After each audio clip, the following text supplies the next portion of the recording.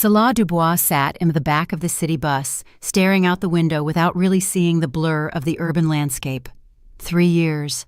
3 years of her life thrown away behind bars for a crime she never committed. Her fingers tightly gripped an old, worn tote bag containing her few remaining possessions, all that was left of her former life. She was 28 years old, facing an empty future. No job, a ruined reputation, and friends who had long since drifted away. Only one person had believed in her until the very end: her father, Elias Dubois, who had shown up for every single visit. His once grizzled hair had turned almost pure white over those years. His wrinkles had deepened, but his gaze remained firm and serene. "My girl, I know you're innocent. I will find the real culprit. I promise you."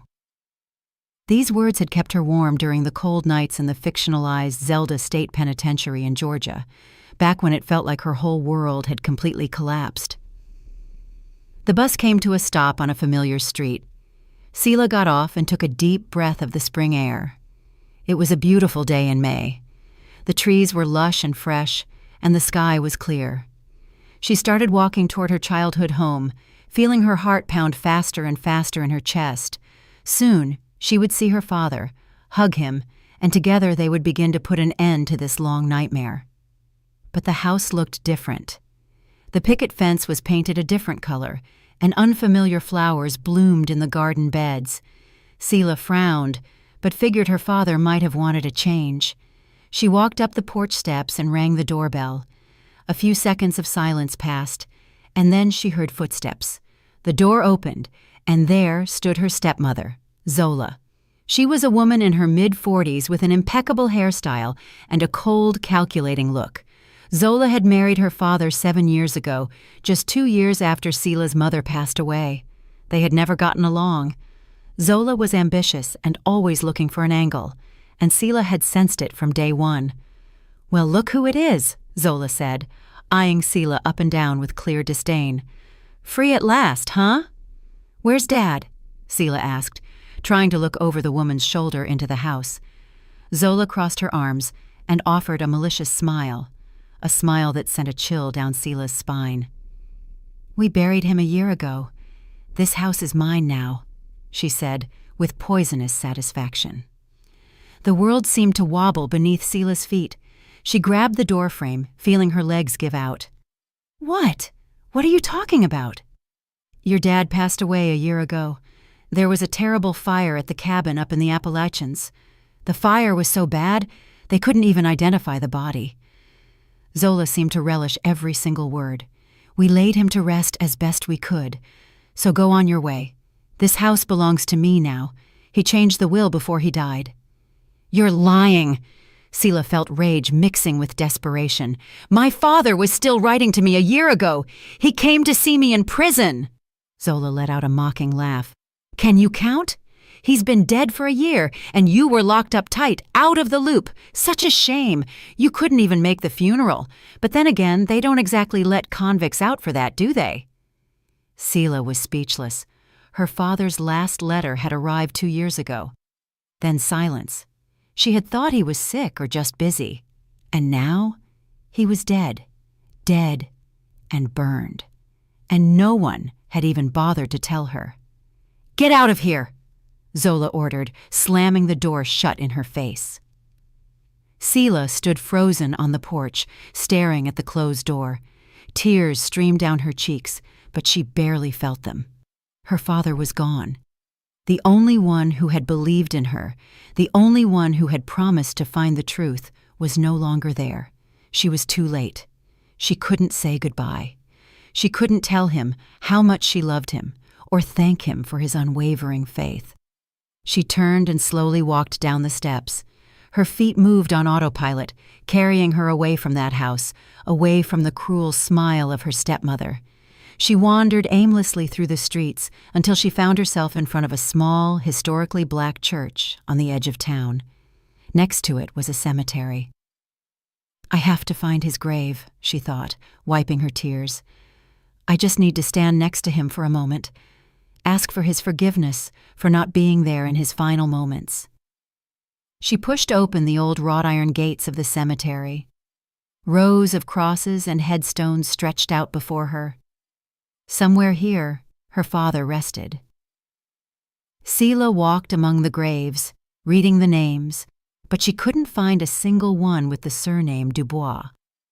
She checked the older section, then the new one. Nothing. "Who are you looking for, girl?" a rough voice asked behind her. Selah spun around. An older man, around 70, with a faded jacket and worn boots, leaned on a rake. He was the groundskeeper. "My father's grave, Elias Dubois. He was buried about a year ago." The man looked at her carefully, then shook his head. "Don't bother looking, daughter. That grave doesn't exist," he said in a low voice, looking around furtively. "But I do have something he asked me to give you." He led her to a small shed tucked away under some old magnolia trees. He pulled out an envelope. Selah took it with trembling hands. Her heart leaped. The handwriting was her father's. She would recognize that script among 1,000. The envelope was carefully addressed, to Selah Dubois, open only in person. Selah stood in the middle of the cemetery with the envelope in her hands, unable to believe what she was seeing. It was her father's hand. His own hand had traced those lines, but how? Zola had said he was dead. "Where did you get this?" she asked, her voice shaking. The groundskeeper looked around again, as if afraid of being overheard. "Elias came to see me a little over a year ago, paid me well, asked for discretion, and told me to give you this envelope when you came back. Said you were going away for a long time, but that you'd come home someday. I didn't ask questions. He was a serious, reliable man. I've known him for years." "And then he disappeared?" "Yes. I don't know where he went, but he gave me his word, and I keep my promises." "More than a year ago? But they told me he died a year ago." "I don't know what they told you, girl," the old man replied, shaking his head. "All I know is there's no grave with the Dubois name in this cemetery. I checked it several times, and he asked me to give you this envelope as soon as you returned." Selah examined the envelope in her fingers. It was sealed with red wax. Her father always had a weakness for those kinds of old-fashioned things. Something small and metallic rattled inside. "Thank you," she whispered. The man nodded and walked away, leaving her alone. Selah sat down on a bench next to the chapel and carefully broke the seal. Inside was a folded sheet of paper and a small key. She unfolded the letter and began to read. The letters blurred through her tears, but she forced herself to focus. "Selah, my dearest girl, if you are reading this letter, it means you have recovered your freedom, and I couldn't be there to meet you myself. Forgive me for what you are about to read, but I had no other choice. I paid the groundskeeper well to keep silent and give you this envelope. I dated it 3 days before my planned death, just to be safe. This key belongs to a safety deposit box at the downtown Federal Bank, in your name. Box number 247 at the Central Avenue branch. You will find the answers there. Be careful. You were framed by the same people who are trying to eliminate me. Only trust your Uncle Marcus, my brother. He knows everything and will help you. I love you, Dad." Selah read the letter 3 times. Her heart hammered against her chest. The buzzing in her ears was deafening. Tears made it hard to see. Her father was alive? Or was this a letter written before his death? A farewell. And what did he mean by my planned death? What was this trap? She squeezed the key in her fist. The metal felt warm from the heat of her hand. She had to go to the bank. She had to go now. She got up from the bench and almost ran out of the cemetery. The downtown Federal Bank on Central Avenue closed at 6 o'clock. It was 4 in the afternoon. She still had time. Selah hailed a taxi, and 20 minutes later, she crossed the marble lobby of the bank. Her simple clothes, the same ones she had worn leaving prison, contrasted with the elegant suits of the clients, but she didn't care. "Good afternoon. I need to access a safety deposit box," she told the teller, a young woman in a dark suit. "Box number and ID, please." Selah handed over the key and her driver's license. The employee checked the system and nodded. "Box number 247, registered in your name. Please follow me." Her father had prepared everything in advance. Selah followed her into the vault. Rows of metallic compartments lined both sides. The employee opened one with a key and pulled out a steel box. "You can use the private viewing room to examine the contents," she instructed, pointing to a small room with a table and a chair. Sela went in, closed the door, and placed the box on the table. Her hands trembled as she lifted the lid. Inside was another envelope, thicker than the first, and a thick wad of bills secured with a rubber band. She took the envelope and opened it. "Sela, if you are reading this, it means I was right. You were framed by the same people who are trying to eliminate me. There is no grave because I am still alive. I found out they were watching me, that something serious was being planned. While you were in prison, I gathered evidence and realized the scale of the conspiracy.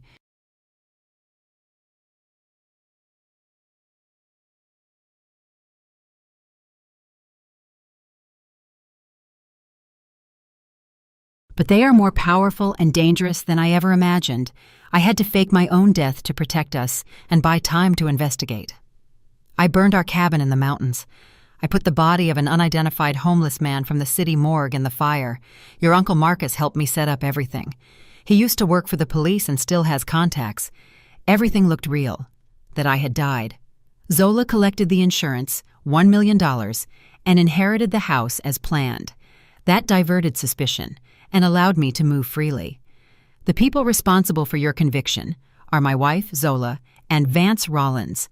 Together, they embezzled $10 million from our accounting firm and framed you. Since you were the comptroller and had access to the accounts, you were the perfect scapegoat. They falsified documents so that every single piece of evidence pointed to you. But there's more. Behind them is a high-ranking official in the city hall, Councilman Quentin Zavala, the deputy mayor of urban planning. He is covering up a massive network of bribes from developers in exchange for illegal permits to build in protected zones. Rollins was his intermediary. Go see your Uncle Marcus. He moved to Market Street, number 12, apartment 5. He will know what to do and will take you to me. The envelope contains $100,000 for your first days. Be cautious. Don't tell anyone about this letter. They could be watching you. I believe in you, my girl. We will see each other very soon. Dad." Sela finished reading and sat motionless for a few seconds. Her father was alive. Alive! Joy mixed with rage and shock. Zola and Rollins. They had betrayed her, stolen her life, and her father had been forced to fake his death to protect her. She gripped the wad of bills. $100,000. She put the cash and the letters into her tote bag and left the bank. The evening was falling, and the sky was darkening. She had to get to her Uncle Marcus as soon as possible. Market Street was on the other side of the city. Sela sat on the bus, clutching the bag with the money and the letters. She looked out the window, but saw nothing. She was lost in thought. Her father was alive. That meant there was a chance to finally get justice. But how? Zola and Rollins were influential people, and behind them was the deputy mayor.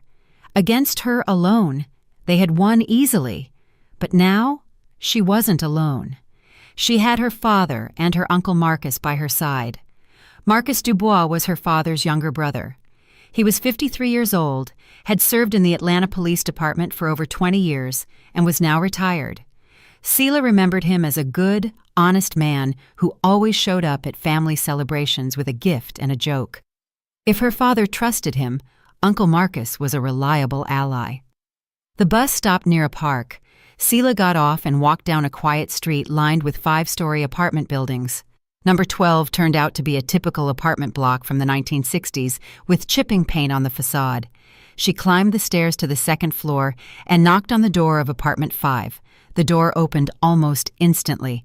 Standing in the doorway was Uncle Marcus, a sturdy man with very short graying hair and watchful, steely gray eyes. He looked at her for a few seconds, and his expression softened. "Sela," he said in a low voice, "get in here, quick." She stepped inside, and he bolted the door with all the locks. The apartment was small but cozy, shelves full of books, an old sofa, photos on the walls. "Did you get the letter?" he asked, seating her on the sofa. "Yes, Dad wrote that you know everything and that I should come to see you." Marcus nodded and smiled. "Then everything is going according to plan. Elias will be happy to see you. You've suffered a lot these past years." "Where is he? When can I see him?" "Soon, Sela. But first, tell me what happened after you were released. Did you go to see Zola?" Sela recounted the visit with her stepmother, her venomous words, and how the cemetery groundskeeper had given her the first letter. Marcus listened intently, nodding occasionally. "Zola thinks Elias is dead, and that works in our favor. She's calm. She feels like she's won. That gives us an advantage," he said when she finished. "Your father is now in a safe place outside the city. I'll take you to see him tomorrow morning. You'll spend the night here. I have a spare room." "Tell me everything, Uncle Marcus. How did Dad fake his death? What do we know about Zola and Rollins?" Marcus pulled out a thermos and poured some tea. Then he sat across from her. 2 years ago, Elias realized he was being watched. He was gathering evidence against Zola and Rollins, but they were connected to Zavala, the deputy mayor of urban planning. When Elias started asking questions, they warned him, hinting that an accident might occur. "So he came to you, and you helped him fake his death?" "Yes. It wasn't easy, but I still have contacts in the department and at the morgue. We got the body of an unidentified indigent man who died of an overdose. Elias set fire to the mountain cabin at night when no one was around.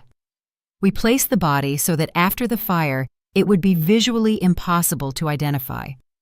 We faked the DNA test. I switched the samples. The official document stated that Elias Dubois had passed away. Zola collected the insurance, that $1 million, and inherited the house according to the will. She didn't suspect a thing, and Dad has been hiding all this time." "Yes, he's living in an old hunter's shack in the forest, about 60 miles outside the city. It's isolated. Barely anyone goes there.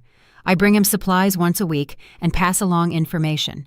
He's been collecting evidence all this time, tracking the links between Zavala, Zola, and Rollins." Sela listened, still finding it hard to fully believe what she was hearing. Her father, a simple accountant and business owner, had pulled off an operation like this. It took courage and resolve. What did he find out about Zavala? Zavala is protecting a network of illegal construction permits.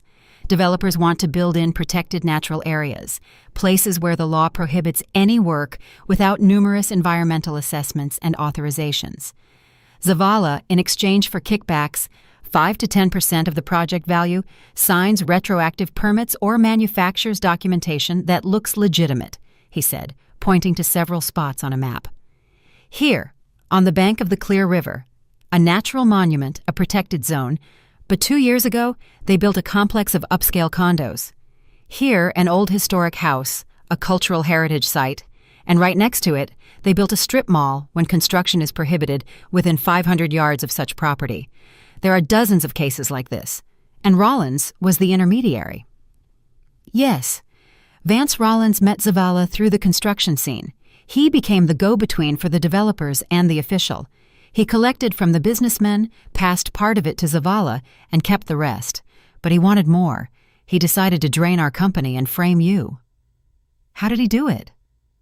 "Zola gave him access to the company's internal documents. I trusted her." Rollins created fake invoices, wired $10 million from our accounts, and then manipulated documents so that all the transactions appeared to have been initiated from your workstation. When the theft was discovered, the police found traces at your desk. You couldn't prove your innocence. The evidence was overwhelming. Sela remembered the day of her arrest. She had gone to work as usual, and an hour later the police stormed the office. Searches, interrogations, charges. She tried to say she knew nothing, but no one listened. Rollins feigned outrage. Zola cried and claimed she couldn't believe her stepdaughter was guilty. Then came the trial, the conviction, and the prison sentence. "I have gathered proof that Rollins created the fake accounts," her father continued. "I have bank statements, wiretaps of calls between him and Zavala, and photos of their meetings. But it's not enough for a conviction. We need irrefutable proof, and we need someone in the administration we can trust. The corruption runs deep. Many officials at City Hall are connected to Zavala. Sela reflected. For 3 years, she had dreamed of justice. Now, finally, there was a possibility. But the road would be long and dangerous. "I'm ready to fight, Uncle Marcus. I'll do whatever it takes to bring them down." Marcus looked at her with respect. "I always knew you were strong. Your father is proud of you.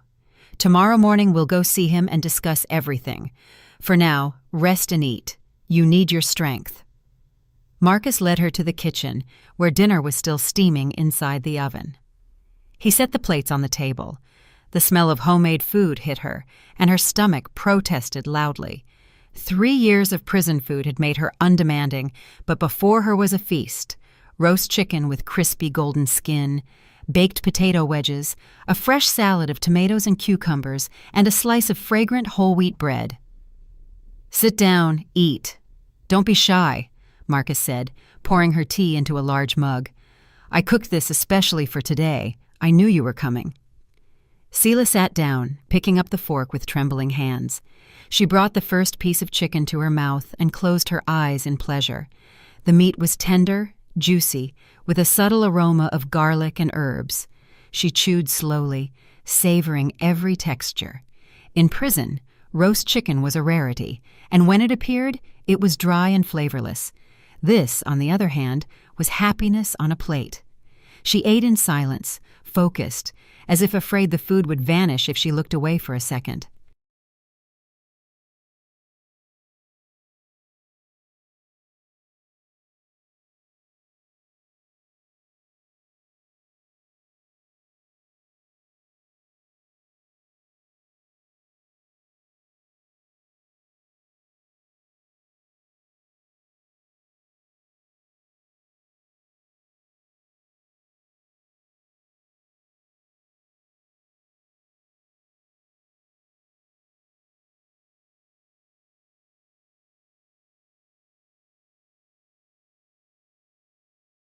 The potatoes had a crisp crust and a soft interior that melted in her mouth. The tomatoes were sweet and juicy. The cucumber was fresh and crunchy. She buttered the bread, inhaling its aroma before biting into it. Marcus watched her silently, and seeing her devour the meal with such pleasure, his eyes watered. When the plate was empty, Marcus placed a bowl of jam and a package of cookies in front of her for dessert. "Raspberry jam. I made it last summer." Sela tasted the jam with the sweet tea, perfumed, with whole fruit, the taste of summer and freedom. She drank the whole mug of tea and ate a couple of cookies, unable to stop herself.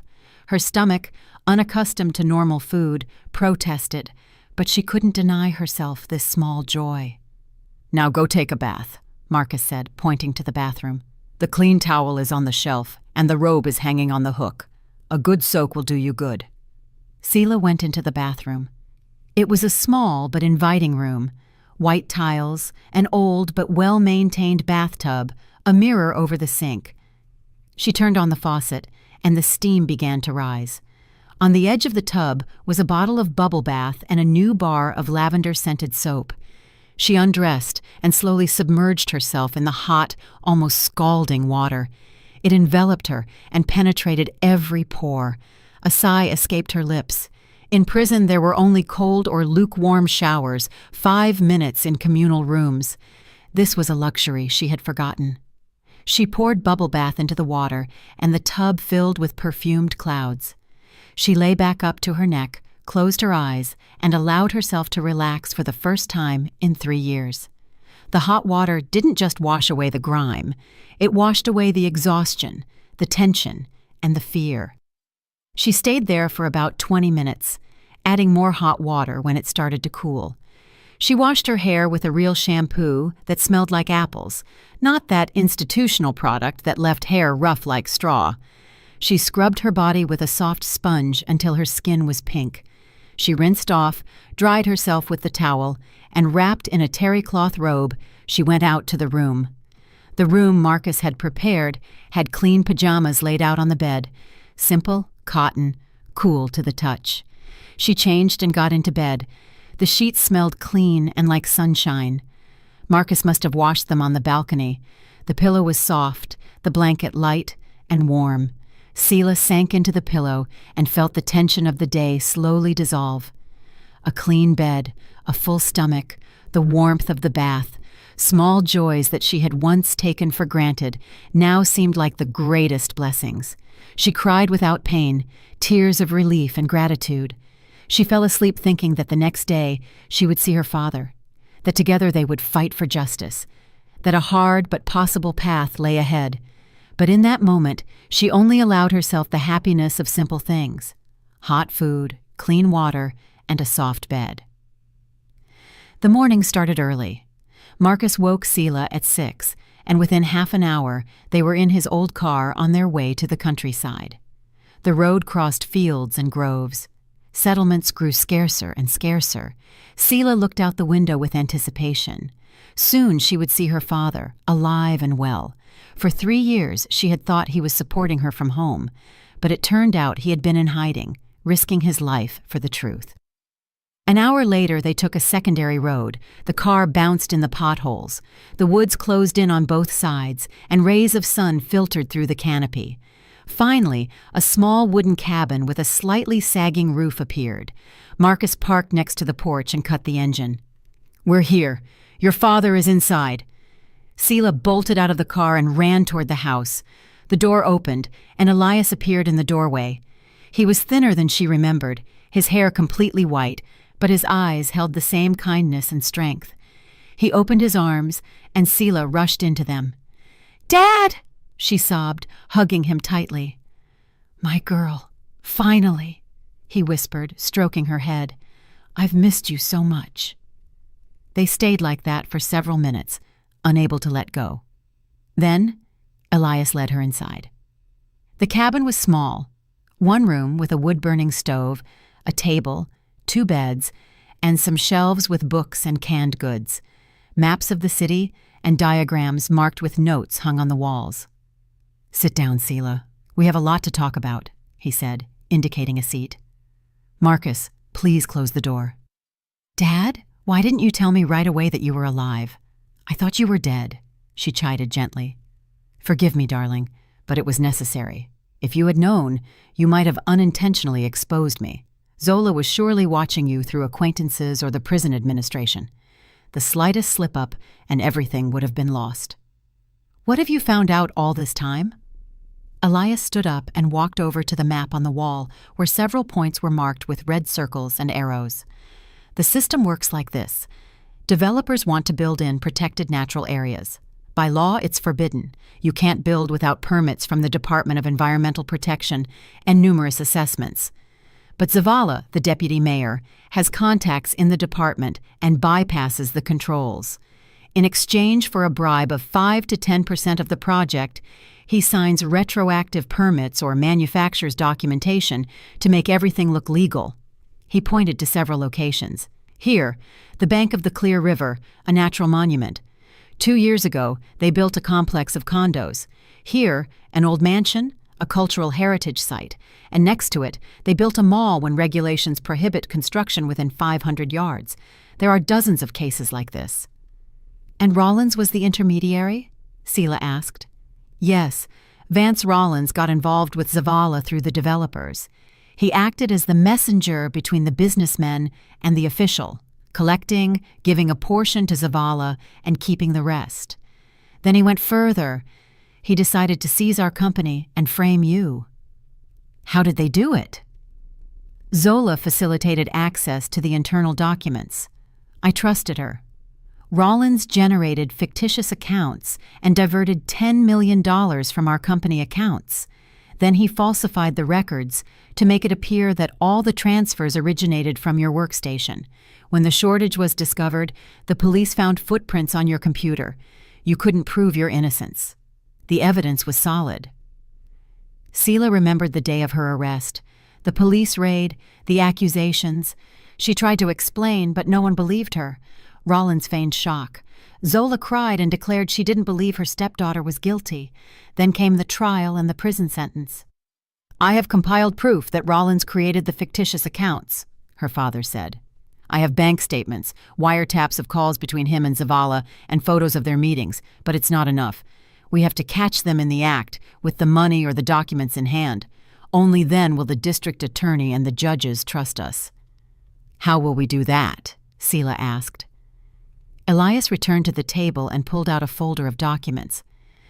"I've learned that Zavala is preparing a new deal.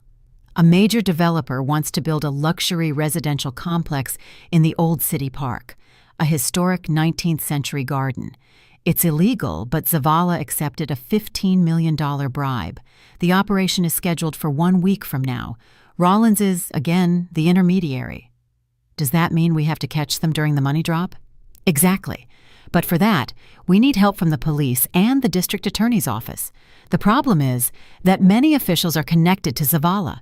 If we go to the wrong person, they'll be tipped off, and they'll destroy the evidence." Marcus chimed in. "A month ago, a new head of the DA's Major Crimes Unit was appointed, Roman Pierce. He came from out of state and has a good reputation. They say he's honest and principled. Maybe we should go to him." "It's risky," Elias replied, frowning.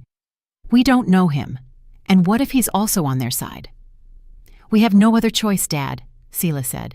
"If we wait, Zavala and Rollins will keep stealing and destroying, and no one will ever clear my name."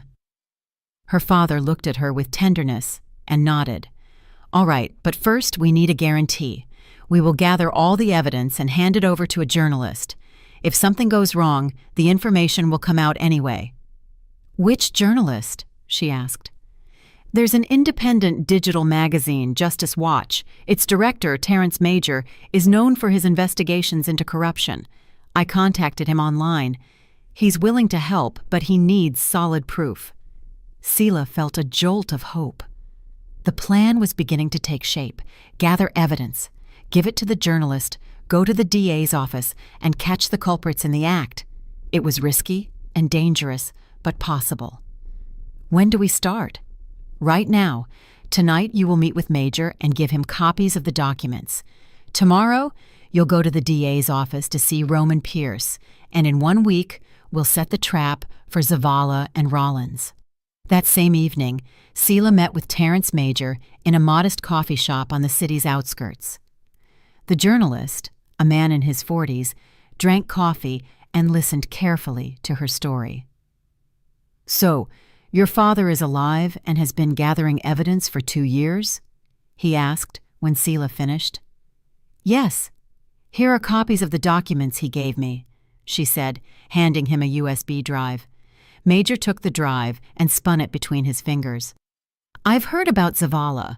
A few years ago, I tried to publish a report on his dealings, but I couldn't get enough proof. He's very cautious and well covered by influential people at City Hall and the state government."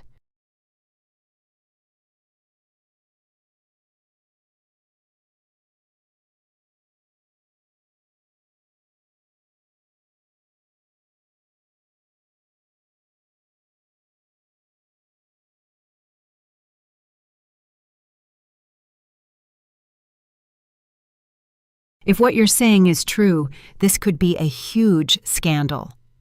"It is true. My father risked his life to get this evidence."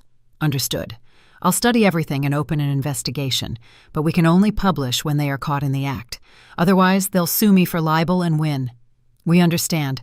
Publish only when there are arrests." Major nodded and put the drive in his pocket. "Be careful. Zavala is dangerous. If he finds out you're gathering material against him, anything could happen."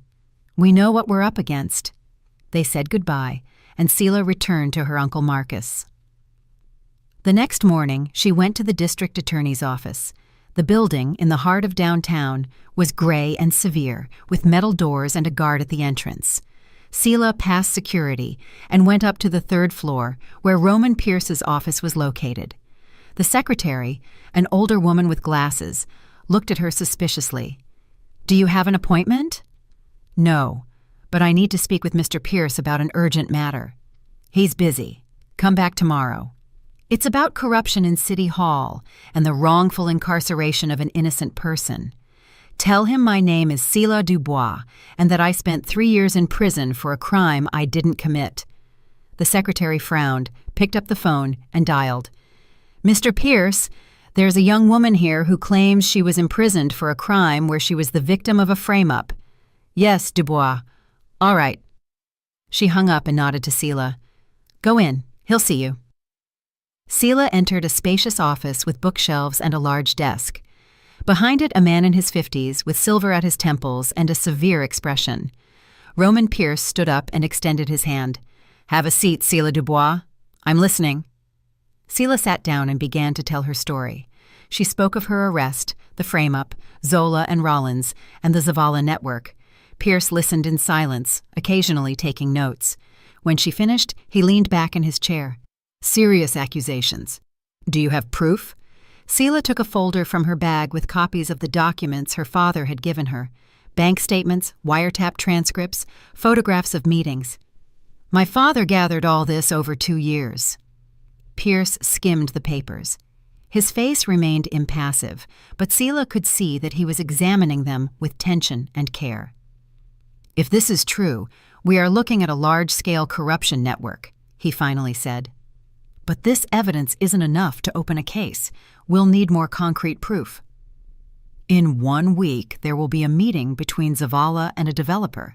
They will exchange money, $15 million. If you catch them in the act, that will be incontestable proof. Pierce mused. How do you know about the meeting? My father has been tracking them and intercepted their correspondence. Where is your father? Why hasn't he come in? Selah hesitated. Telling him her father had faked his death was risky. But without the truth, Pierce wouldn't trust her. He's alive, but in hiding. He faked his death to protect us and gather evidence. If Zavala knew he was alive, he would try to kill him for real. Pierce raised his eyebrows. Faking one's death is a serious felony. He didn't have a choice. He was warned that an attempt was being planned. Pierce stood up and took a few steps around the office. Fine, I'll start a verification. If the information is confirmed, we'll organize an operation. But I need to speak with your father and get his testimony. He'll agree. I'll pass on your proposal. Then let's do this. Bring your father in tomorrow and we'll discuss everything. In the meantime, I will review these documents. Selah left with a feeling of relief. Pierce hadn't dismissed her or sided with Zavala. Perhaps he truly was a man of integrity. That afternoon, she returned to Marcus and told him about the meeting. Elias, who had come down from the woods with his brother to discuss the next steps, listened and agreed to see Pierce. If he's honest, this is our chance, he said. But we have to assume they might betray us. That's why we'll hand over everything to the journalist first. If anything goes wrong, Major will publish the report, and they won't be able to escape. The next day, Elias and Selah went to the district attorney's office. Pierce received them in his office. Seeing Elias, he frowned. So, you are Elias Dubois, officially deceased a year ago. Yes, I apologize for the deception, but there was no other way. I understand that faking one's death is a crime. I accept the consequences, but only after those who framed my daughter and threatened my life are punished. They are also looting the city. Pierce sat down and laced his fingers together. Start from the beginning. Elias recounted in detail how he detected the theft, how he realized Zola and Rollins were working together, how he was warned of the attempt on his life, and how he decided to fake his death and gather evidence. Pierce listened and asked pointed questions. Do you have recordings of Zavala? He asked. Yes, I installed a microphone in Rollins's office. Here they are, he said, handing over another USB drive. Pierce plugged it in and played a file. Voices came from the speakers. Selah recognized Rollins's voice, deep and arrogant. Zavala accepted the $15 million. The meeting is Saturday at a warehouse near the old port. You bring the money, and he hands over the permit. And if someone finds out? No one will find out. Pierce is new. He doesn't know who's protecting whom yet. By the time he figures it out, the deal will already be done. Pierce stopped the playback and looked at Elias. When was this recorded? Day before yesterday. Then the meeting is Saturday. Today is Wednesday. We have 3 days to prepare everything. Will you help us? Pierce was silent, then nodded. Yes, I will open the investigation and mount the operation, but you will have to give an official statement. Agreed, Elias said. Then we will do the following. The plan was simple, but it required precision. On Saturday, Zavala and the developer would meet at a warehouse near the old port. Rollins would bring the money, $15 million. Zavala would hand over the construction permit. Roman Pierce and his team would wait hidden to arrest them at the moment of the exchange. There was one problem. They didn't know the developer who was going to pay Zavala. Elias had only heard his last name, Gross, the owner of a large construction company, but they didn't know what he looked like or the exact address of his office. Without identifying the developer, the trap could fail. If he suspected anything, he could alert Zavala. Pierce proposed surveillance. His people would follow Rollins and find out where and when he would meet Gross before Saturday. It was highly likely they would finalize the details the day before. On Wednesday afternoon, surveillance on Rollins began. His office was in a glass business center on the 5th floor. Rollins, a man in his 50s with a receding hairline and a gut, wore expensive suits and drove a black SUV. Every time Sela saw his smug face, she felt anger rise in her throat. On Thursday morning, Rollins left his house and instead of going to the office, took the highway toward the outskirts. Pierce's team followed him at a distance. He arrived at a roadside diner and parked. 10 minutes later, a silver sedan pulled up. A man in a suit got out. It was Gross. They met inside. They talked for about an hour. The agents recorded them from the window, then both left. Pierce received the images and showed them to Elias and Sela. There you have Gross. Now we know what he looks like. We'll be ready for Saturday. On Friday, the tension was immense. Elias and Sela spent the day at Marcus's house going over the details. Pierce sent a message. Tomorrow at 6 p.m. Be ready. Sela barely slept Saturday night. She tossed and turned, thinking about the arrest. What if Zavala and Rollins smelled the trap? What if they had bodyguards? What if someone in law enforcement was on Zavala's side and alerted him? In the morning, her father hugged her. It'll work out, girl. We've come too far to back down. I'm scared, Dad. Me too. But together, we are stronger. At 5 in the afternoon, they left for the old port. It was an abandoned area, on the outskirts where barges once unloaded. Now, only semi-ruined warehouses and rusty cranes remained, a perfect place for a clandestine meeting. Pierce and his team were already there. They took positions in an adjacent warehouse from which they could see the open area in front of the main building. Each agent had an intercom and a camera. Sela and Elias stayed in Pierce's car, parked in the shadow of an old hangar. We wait, Pierce said laconically. Time stretched with painful slowness. Sela looked at the clock. 5:58, 5:59, 6 o'clock. Precisely at 6, Rollins' black SUV drove onto the open area. He parked near the entrance and got out with a metallic briefcase in his hand. A minute later, Gross's silver sedan arrived. The developer got out, looked around, and approached Rollins. They exchanged greetings and entered the warehouse. Zavala? Sela whispered. He'll come separately. A public official can't be seen with them, Pierce replied. 5 minutes later, a dark blue car with tinted windows stopped. A man, 5'10", with an impeccable suit and a folder in his hand, got out. Zavala. Sela recognized him from the photos, corpulent, imposing, with an authoritarian demeanor. He entered the warehouse. Pierce brought the intercom to his mouth. Everyone ready. Wait for the signal. Muffled voices were heard from a half-open window. An agent deployed a directional microphone and began recording. The voices became clear.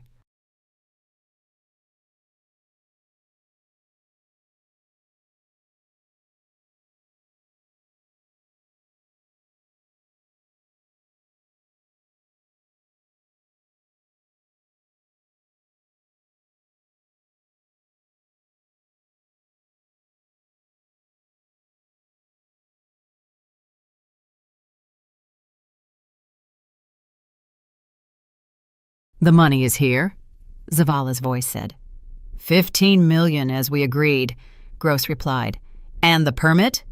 Here are the documents. The permit was signed yesterday.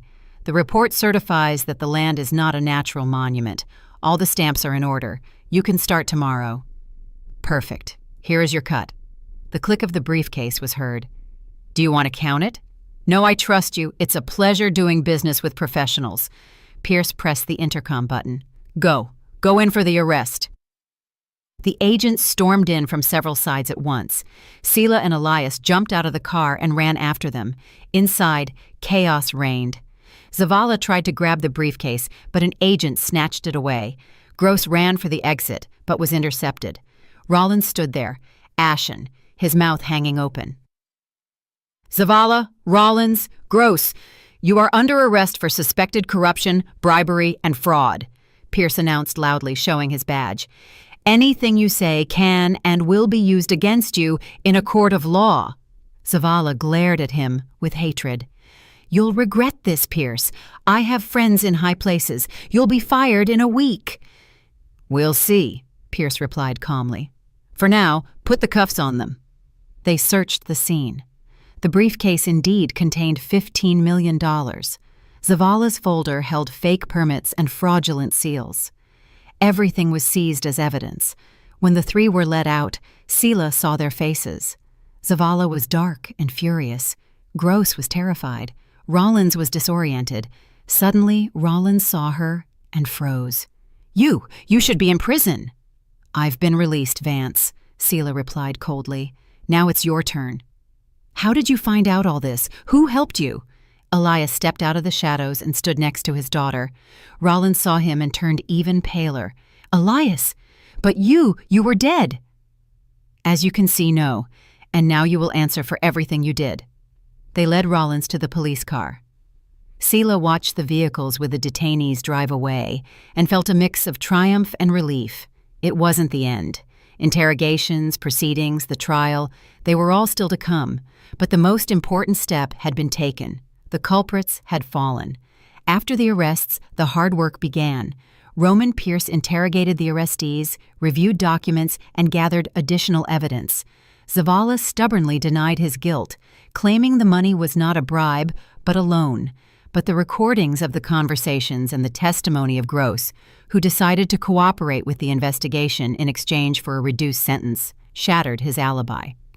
Rollins tried to pin all the responsibility on Zola, claiming she orchestrated the theft and the frame-up of Sela. However, the bank statements showed that he had created the fictitious accounts and moved the money. Zola was summoned for questioning. Sela was present during her stepmother's interrogation. Zola entered Pierce's office with her head held high, but upon seeing Sela and Elias, she froze. "You," she pointed at her husband. "You're alive?"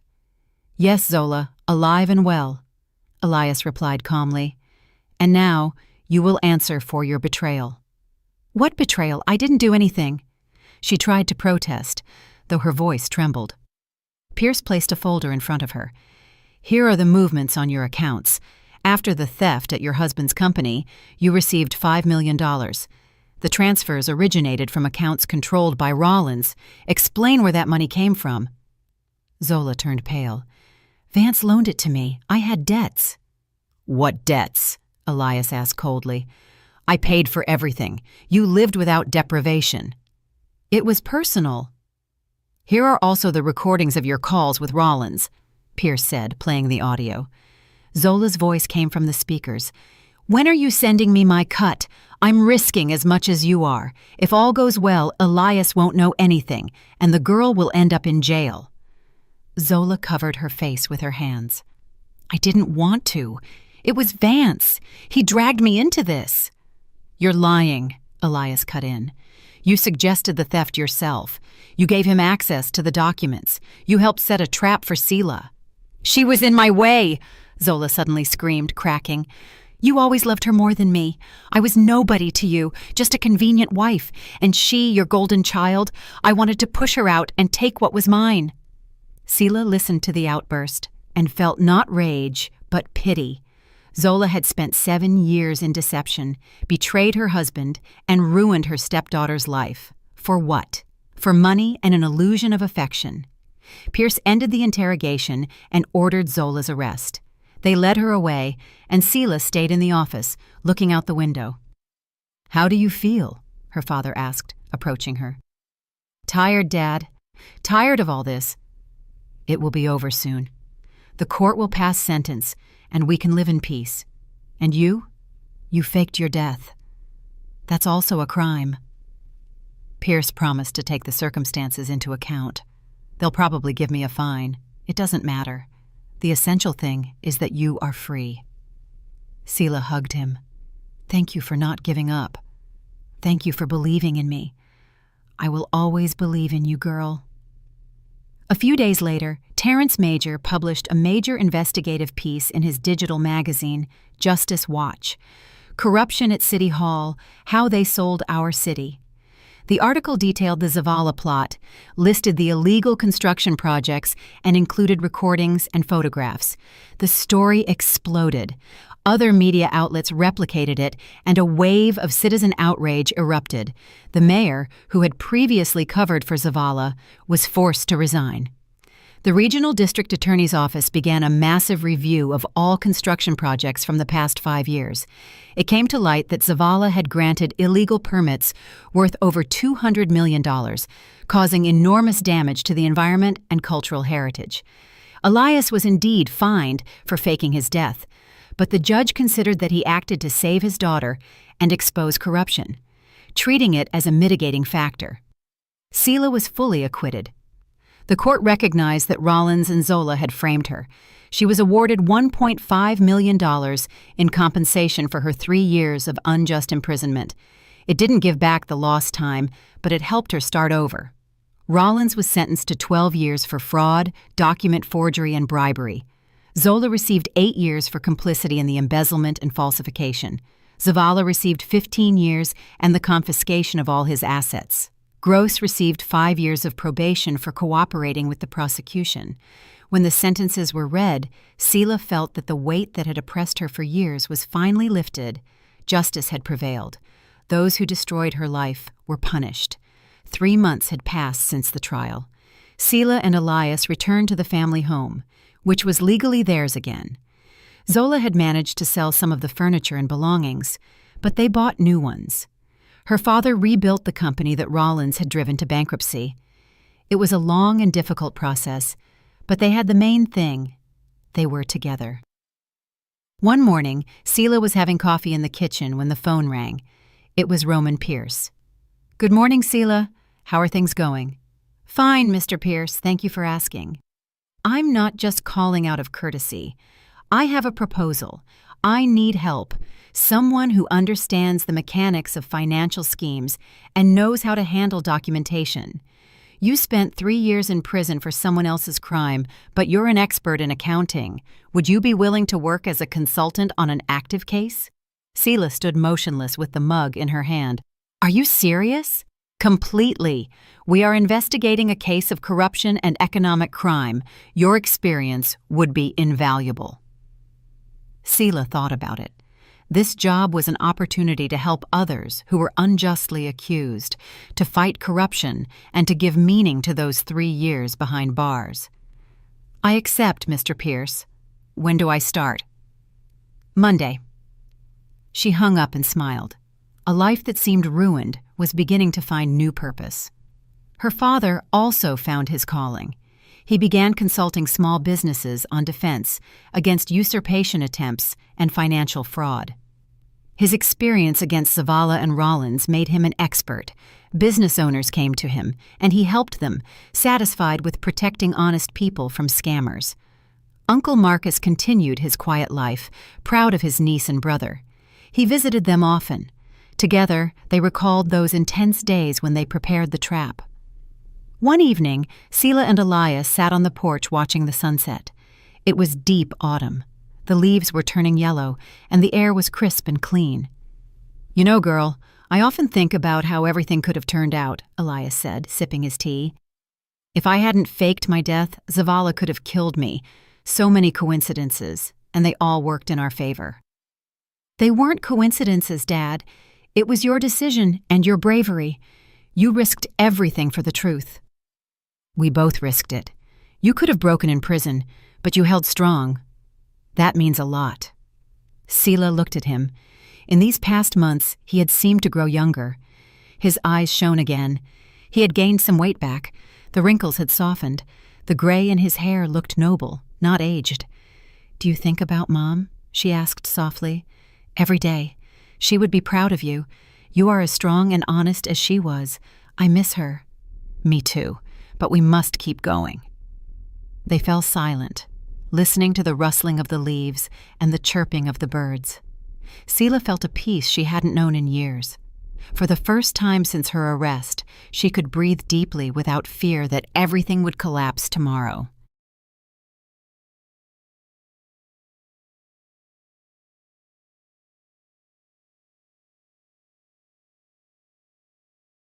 "Dad, about the company, are you thinking of expanding?" "No, expansion isn't the priority right now. I want to restore our reputation, build a good team, and work cleanly. We'll have enough money. The main thing is a clear conscience. I like your approach. And you? Ready for work?" "Yes, I'm ready to be useful again." "I know. You're going to do great. You're smart, tenacious, and honest." Selah smiled.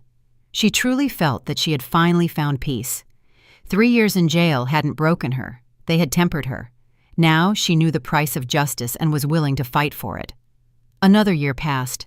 Selah successfully worked alongside her father in the firm. Elias managed to completely rebuild it. He hired new personnel, closed deals with several important clients, and regained the partners' trust. The business's reputation was impeccable once more.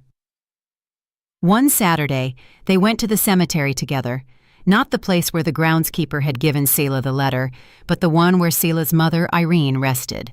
Her grave was well kept, with a white marble headstone and fresh flowers. Her father went there once a month. They stood in silence, remembering the wife and mother. Then Elias said, "Irene, we did it. We defeated those who tried to destroy our family. Selah is strong, just like you. I'm proud of her." Selah left flowers on the grave and whispered, "Thank you, Mom, for teaching me never to give up." They returned home, where Uncle Marcus was already setting the table. He had prepared a traditional family dinner, homemade soup, potatoes with sautéed mushrooms, and meatballs. The three of them sat down, just like when Selah was a child. "Sometimes I think it was all like a spy novel," Marcus commented while serving the plates.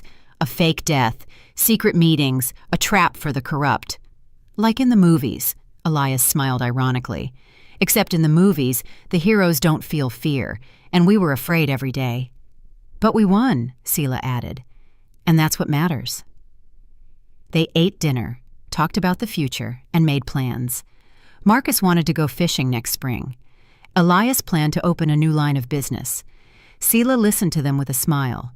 Life was moving forward, but now it was full of meaning and justice. The dark years were behind them, and the future was bright. That night, Selah was in her room, looking through old photographs.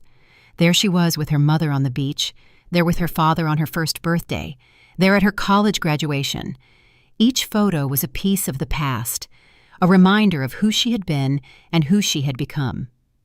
She opened a drawer and took out her father's letter, the same one the groundskeeper had given her at the cemetery. The paper was yellowed, the ink slightly faded, but the words were still warm and firm. Selah folded the letter and put it away again. That letter had changed her life, given her hope, and given her the strength to fight. She would always keep it as a reminder that even in the darkest times, there is light. Her father knocked on the door and poked his head in. "Not sleeping?" "Just reviewing photos, memories." He sat down next to her and looked at the images. "Time flies. It seems like only yesterday you were a little girl, and today you're a grown woman. Are you proud of me?" "More than you can imagine." They hugged, and Selah felt a warmth fill her chest. She had gone through hell, but she hadn't broken. She lost 3 years of her life but gained strength and certainty. She knew betrayal but didn't stop trusting. Above all, she understood that justice exists and that it is worth fighting for. Another half-year passed. Elias expanded the business and opened a branch in a nearby city. He advised entrepreneurs and shared his experience. His story became known. Several journalists interviewed him, and he participated in conferences. People admired his courage and determination. Selah helped him in all his initiatives. Uncle Marcus truly went fishing every weekend. He was happy to have helped his brother and niece, and proud that justice had prevailed. Zola and Rollins were serving their sentences. Sometimes Selah thought about them, but she felt neither resentment nor pity. They chose their path and received the deserved punishment. Zavala was also in prison. His schemes were fully exposed, and local authorities were now working to recover the damaged natural areas. One spring day, Selah returned to the cemetery where the groundskeeper had given her her father's letter. She found him near the chapel, sweeping the paths. "Good afternoon," she greeted him. The old man looked up and recognized her. "Ah, the girl who was looking for her father. You found him then." "I found him. Thank you for keeping the letter safe." "I promised Elias, and I kept my word. I'm glad everything worked out for you." Selah held out an envelope. "This is a token of gratitude from my father and me. You helped us more than you know." The man opened the envelope and saw cash. He shook his head. "It's not necessary. I just did what I had to do. Please accept it. You earned it." The groundskeeper was silent, then nodded and put it in his pocket. "Thank you, and may you live long and happy lives." Selah said goodbye and left the cemetery. She walked down the street, enjoying the sun and the warmth of spring. Life had settled down, justice had triumphed, and the future was bright. That night, the family reunited again: Selah, Elias, and Uncle Marcus. They sat on the porch, drank tea, and chatted. Her father talked about a new project. Marcus talked about a huge bass he had caught. "Sometimes it feels like it was all a dream," Selah said, looking at the sunset. "The jail, the trap, your fake death, the ambush for the corrupt, as if it didn't happen to me." "But it was real, girl. Hard, terrifying. And we got through it," her father said. "We came out stronger." "Yes, and I'm grateful for the experience. It taught me a lot. The main thing is that you didn't become bitter," Marcus observed. "Many people become hard and vengeful after prison. You remained good and honest." Selah thought about it. She really could have become a resentful, distrustful person, thirsty for revenge. But her father had taught her that justice matters more than vengeance, and that honor